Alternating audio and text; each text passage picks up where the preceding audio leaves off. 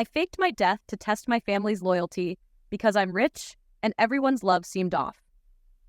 I wasn't always this skeptical. Once I believed in the warmth of a family dinner, the comfort in shared laughter, and the quiet reassurance of loyalty. But over time, those moments lost their color. My name is Jonathan Mercier, and wealth didn't ruin me. People did. Money simply revealed what they truly were. My fortune was not inherited nor handed down. It was built. A construction empire that took 30 years of sweat, lawsuits, sleepless nights, and precision. Every penny accounted for. Every contract a battle. I built an empire out of nothing, yet the more I gave, the more hollow the thanks became. They called me paranoid. Said I was pulling away. That I needed rest. But how could I rest when every interaction echoed calculation? When my wife, Ellen, who once traced my face with her fingers during thunderstorms, now only touched me when the estate paperwork needed my signature. When my brother, Richard, who I had bailed out of debt 3 times, suddenly became interested in spending more time together right after my latest land acquisition. Or my daughter, Sophia, who used to hold my hand in every crowd, now couldn't remember my birthday unless reminded by her assistant, yet never missed reminding me about her trust fund withdrawal deadlines. They all smiled just right, hugged just long enough. Their concern was well rehearsed, and their affection always followed a favor. You know I love you, Dad, but can I use the penthouse in Toronto next week? It was never outright greed. It was the kind that wore perfume and smiled gently. The kind that left me doubting myself for years, until I stopped ignoring the patterns. So I tested them. The plan came together with quiet precision. My lawyer, Mr. Clemens, a man whose silence was more valuable than any oath, helped coordinate everything. He found the right people. A retired coroner with shaky hands and a need for discretion, a tow truck operator from Vermont who owed Clemens a favor, and a hacker who specialized in records deletion, the kind that wipes you from DMV systems with the click of a key. I staged it all. A totaled car wrapped around a pine just off Highway 4, a body burned beyond recognition, actually the unclaimed corpse of a drifter no one would miss, dental records swapped, death certificate processed. Official, clean, legal. They said the vehicle was found 3 days later. My company's name on the registration. My remains barely intact. Closed casket funeral recommended. The headlines used words like tragic and visionary lost. But I didn't read them. I already knew what was coming next. I had retreated to a remote cabin in the Rockies, 37 miles off the nearest paved road, buried under trees and surveillance. Solar-powered, self-contained, equipped with 3 monitors tracking my estate's properties, my bank account activity, social feeds of my family, and silent camera feeds I had installed discreetly over the last year in my home, office, and the summer house. None of them knew. Not even my security detail, who thought the cameras were part of an updated alarm system. On day 1 after the funeral, Ellen posted a photo of us from a cruise 5 years ago with a caption that simply said, "My heart is shattered." 15 minutes later, she was emailing our financial advisor about releasing the life insurance. By day 2, Richard had a locksmith at my penthouse. By the end of the week, he was calling a realtor about putting it on the market. Too many memories, he told the agent. Meanwhile, Sophia had tagged herself in a Parisian boutique with the caption, "Shopping Therapy," a charge I saw reflected instantly on my account, courtesy of my still active black card she had borrowed for emergencies. Week 3. Ellen began asking mutual acquaintances about a certain gentleman she'd dated before me. Just checking in, she'd say. The same man was seen having dinner with her barely a month later. Meanwhile, Richard was hosting friends at my estate like it had always been his. He even began responding to emails intended for me, trying to smooth the transition. My daughter? She'd started discussions with a lawyer about her future rights to company shares. They had moved on. Not slowly, not with reluctance, but with a speed that could only come from anticipation. I stayed quiet. Let the days pass. Let them settle into their performance of grief, knowing full well the cameras never blinked. Watched as Ellen cried to friends while in private. She rummaged through drawers, looking for documents. Watched Richard pore over asset lists he'd kept hidden, already calculating division. Watched Sophia hold a memorial gala that doubled as a networking event with luxury brand representatives. Her speech about my legacy was delivered flawlessly. Right before she signed a modeling contract. At the 42-day mark, Ellen filed for the transfer of joint accounts. She cited hardship. My attorney flagged it immediately. I let her. I wanted to see how deep it went. By week 6, she had quietly filed an intent to marry. Not public yet. Not official. But in the system. Richard moved into my residence fully. His mail was being forwarded. He'd even begun calling the chef his staff. And Sophia had petitioned to have one of my properties transferred to her for preservation of legacy. Though she had zero intent of preserving anything, she'd already contacted a designer to redecorate. Then I made my move. On the morning of the 61st day, a date chosen specifically to exceed the minimum inheritance delay clause in my will, I returned. Not in secret. Not in shadows. I walked straight into my company's headquarters at 8:03 a.m. The receptionist fainted. The CFO dropped her coffee. I didn't need to speak. My face said everything. But I spoke anyway. Tell everyone the ghost is back and he's angry. That same morning, legal documents were filed. My lawyer had been preparing them for weeks, waiting for my command. Ellen's access was revoked, accounts frozen, assets reverted, locks changed. Richard was served an eviction notice while sitting at what used to be my breakfast table. Sophia's inheritance was delayed indefinitely, pending review of her misuse of company resources. Ellen showed up later that day, confused, pleading. "I thought you were dead," she said, her hands shaking. "You let us believe you were gone." "Yes," I replied, calm as ever. "And look what you did with that belief." She wept. Of course she did, but there was no apology. Just fear. Fear of what I'd take away, of what she no longer controlled. Richard tried to spin it, said he was only keeping things steady, claimed it was what I would have wanted. He didn't even try to hide the paperwork he had drawn up to have himself listed as interim CEO. Sophia didn't speak much, just looked at me with that quiet confusion only the guilty wear when they know they've been seen fully, and there's no way to rewrite the moment. I didn't scream. I didn't accuse. I simply ended it. Trusts were rewritten. Access revoked. Everything reverted. And still, no one asked if I was okay. Not one of them. Not, "Are you safe?" Not, "Why did you do this?" Only, "What happens to us now?" That was the final nail. Turns out, I didn't lose a family. I lost the illusion of one. They didn't come crawling. They came swinging. 3 days after my return, Ellen hired a lawyer of her own. Not a quiet one. She chose a firm that specialized in media damage control and financial retaliation. Their first move was a counterclaim, attempting to argue that my faked death was a form of emotional abuse. The argument was dressed in legal terms and emotional manipulation, but I saw it for what it was, a calculated gamble. She wanted leverage, not reconciliation, not closure. I didn't respond publicly. Let them speculate. Let the press stir. Let my name get dragged through news feeds and breakfast panels. That noise didn't matter. What mattered was what was happening behind closed doors, where my family, now stripped of access and influence, scrambled to secure what they thought they were owed. Richard made the first real move. He tried to enter the estate, my estate, using the emergency override code he must have gotten from the old system. It didn't work. The new one was installed the morning I came back, under Clemens' supervision. Instead of walking in like a conqueror, he was stopped by the new private security team I had hired. Ex-military, no small talk, no old favors. He stood outside the gate for nearly an hour, calling me, messaging me, even trying to charm the guards with, "We go way back." Nonsense. They didn't flinch. He left after threatening a lawsuit for wrongful removal. He never mentioned the fact that he had already moved several of my antiques into a rented storage unit. I had it all logged, serial numbers, footage, timestamps. The moving company he hired was contracted through one of my subsidiaries. He didn't even realize. Sophia posted nothing after my return. Not a word. No pictures, no updates, just vanished from the feed entirely. But silence didn't mean stillness. I received a report from my investigator. She had met with a private banker overseas, likely trying to move whatever assets she still thought she controlled. She'd also called in a favor from a friend in the branding world, asking how she could monetize sudden press attention.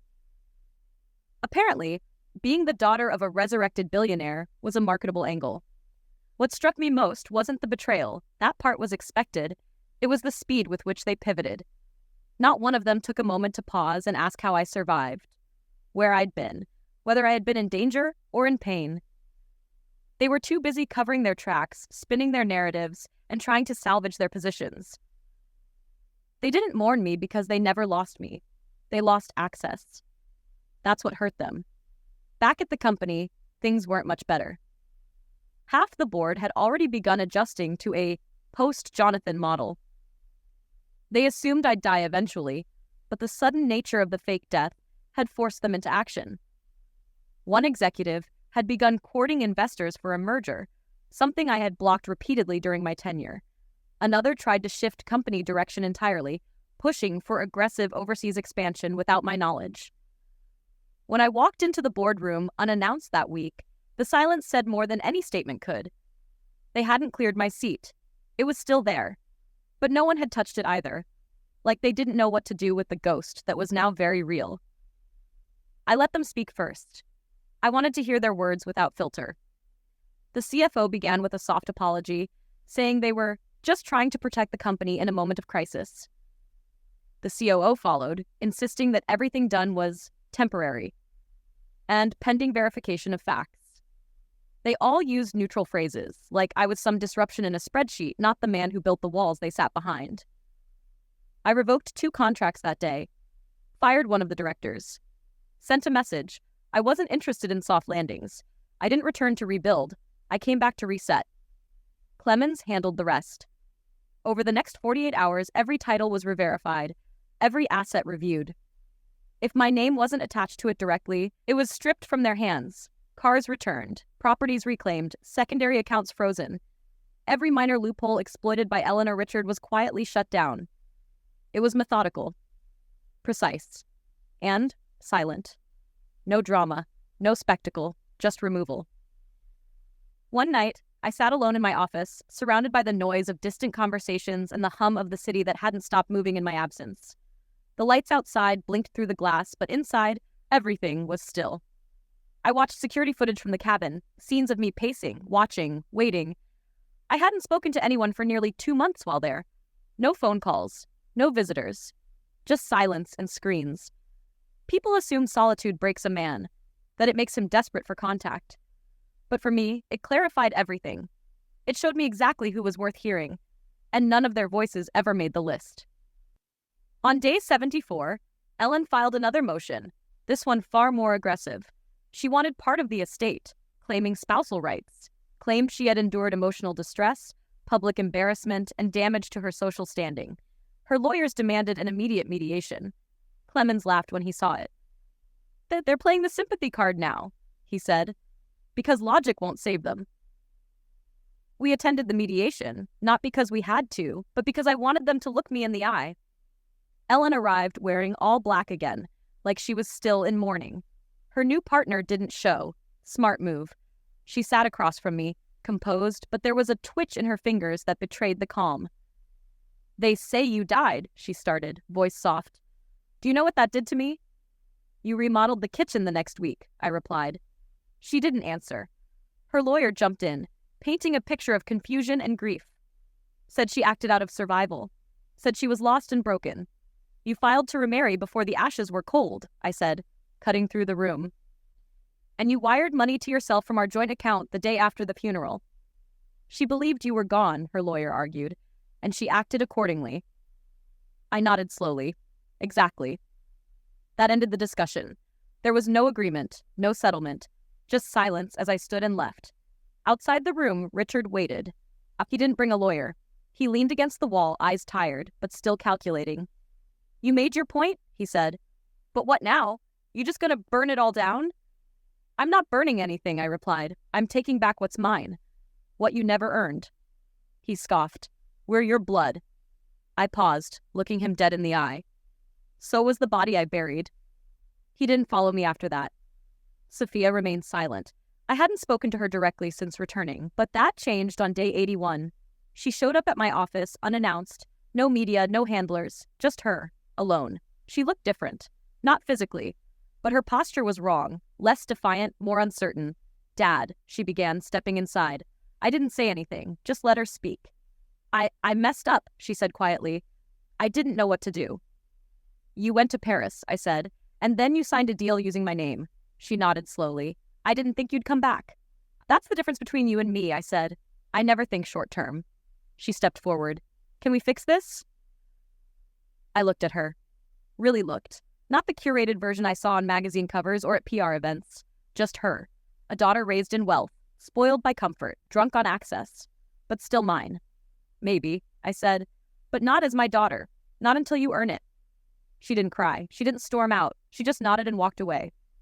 That night, I sat down with Clemens and reviewed the last document I had prepared before the fake death. A revised succession plan. One that stripped family entirely from the equation. They hadn't passed the test.